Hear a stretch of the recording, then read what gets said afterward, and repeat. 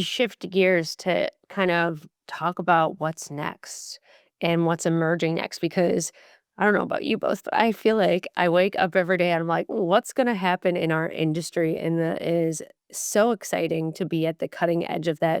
A little terrifying at times, but I'm going to go with mostly exciting, keeps me on my toes and what I love about working here at Hootsuite. But I think important when you think about like how things have changing, it's really hard for leaders, especially the clients, brands and agencies I talk to, of preparing of what that future looks like. And so, how are you both doing it, and how do you recommend that for people here in the audience today? Hey, can I go first on this one, Michael? Go first, Tom. Do it. Do it. It just jumped right out at me, which is, first of all, I'd say, like, uh, if you know the Gartner Hype Cycle, Yep. people were already in stage 5 relative to agentics. Now, when I say already, I mean some companies, some places, like for clients, we've had agentic systems in place beginning last June. So, it's already happening in the market. Many companies are already into stage 5, but we still have some work to do in different teams in different areas. And even in my social marketing team, we're still probably early in stage 5 of getting to that plateau of productivity. So we're there right now, more to do yet over the next 12 or 18 months. The other thing I would say is human plus AI teams. Think about it now.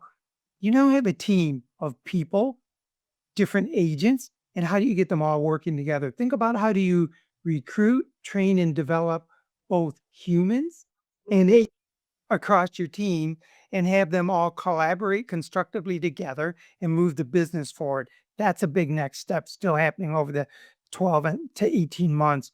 And then probably after that is how do we really restructure our whole MarTech stack to work in this new AI environment and with our agentic framework, if you will. And when I think about MarTech stack, I mean, think about all the things like across marketing automation, content management, tools like Salesforce, Marketo, HubSpot, whatever you have in your architecture. Some might go away, some may change a little bit, but now how do you make them all work effectively in your agentic system?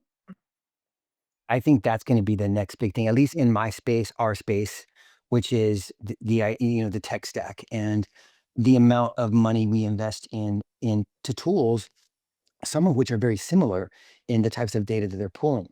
And so I'm not going to bash any tools, but we do a lot of media analysis, right? We're tracking media coverage. We want to understand the narratives that are framing and who the impact it's driving in the marketplace. And the traditional media monitoring platforms in the market today don't give you those tools internally to like do a robust analysis.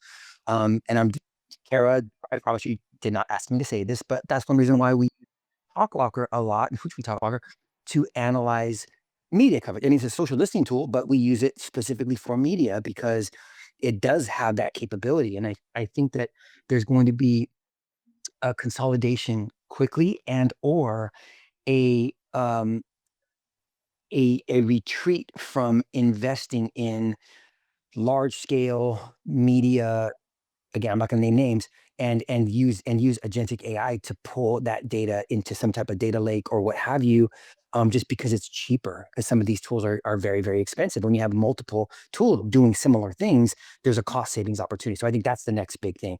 What I would love to see is what I was talking about earlier, is being able to build agentic workflows to not necessarily respond to emails, but take and understand the context of my emails and begin to trigger something, a next step of data pull or a query or whatever it is. I think that from a personal productivity perspective would be very much appreciated from my end.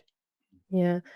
I think something that's really important is there's going to be data and workflows. How do they work together and not compete? And I think that's super critical because, like, let's be clear, everyone feels like not even tech players have their own branded AI agent nowadays. So, how is a company going to organize? I was talking to one of my brands the other day, and they're like, they have internally, they have 300 different AI agents that are known. So I think what that like Michael, I couldn't agree more. It's like, how is that consolidation going to happen? How do you be at the forefront? And then I think the question, I think kind of leads to my next conversation, is how do you make sure you don't lose sight of that centric AI in practice along this way where everyone's going to try to sell you every AI agentic agent and automation. So how do you keep human at the center? Tom, do you want to just start with that? Yeah, that's a really good point, Car. So think of it this way. I'm going to kind of bring it back to the idea of humics from Pascal Bornet, steal his thought a little bit because I think there's some real value in that. It's one perspective, but you said compete. So as humans, if you're competing with what AI does really well, stop it. Your view is critical thinking, the true creativity, making the business decisions, setting the strategy. Think of the things like some of them we've talked about, like pulling those large um, piles of data, if you will, and sifting through it and finding patterns. AI, an agent, can do that way faster than any of us can. You can get some trends, some patterns, some insights from that. So one of the things we don't want to do is why compete with AI? Let them do that. Now, how do we take the summaries, the insight, give it that critical thinking and say, okay, is this logical? Is this sensible? Does it fit into what's happening going forward for my business in the industry? And how do I add value within to it? So I think that's really important for how people think about it, which takes some of the fear away. Well, I look at this as there definitely is, like in our industry and in many, there's some consolidation going on right now, meaning, let's face it, companies that are not embracing already the future of this transformation, they're going to struggle Hmm. Mhm.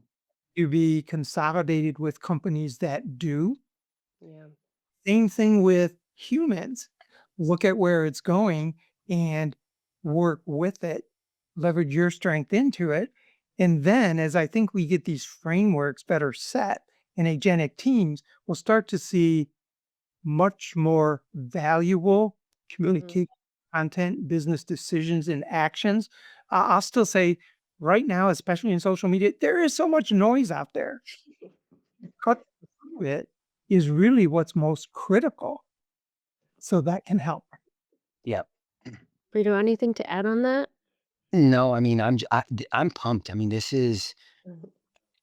I de facto on an AI transformation team internally here at Zeno, and we hired a head of AI. So it's I'm having a blast. I'm probably having the most fun in my career and going through the early transformation of social media, right? Becoming a thing in the early 2000s to Web 2.0 to the metaverse now, this, right? Which I don't know what this is called, but it's fascinating and I'm just happy to be here and I'm trying to learn as much as I can and applying what I can. And My mind, I'm always thinking about how to innovate our work. That's just how I'm wired. And so the key is instilling that same passion, instilling that same desire of curiosity of Gen AI, agentic AI, um, on teams internally, my team specifically, because the output is faster and a lot of times it's a lot better. We really can leverage agentic AI in more of an output way instead of just thinking about efficiencies, production. It's like, how do you test it and put it to the limits? How do you help it make better decisions faster across your organization, combining different data sets and correlating, triangulate to get to those strategic human led insights at a faster pace. But I think, as Michael and Tom have both endlessly said, it has to be grounded in the basics first, and that means clean data, trusted data, and a clean framework with a defined objective, so you know you're really adding value to your organization and not generating noise. I think that that really starts with the future being human-led, so we can't be scared of AI, embrace it, set the questions, set the guardrails, check it, and use it to accelerate the reasoning and recommendations, from that perspective.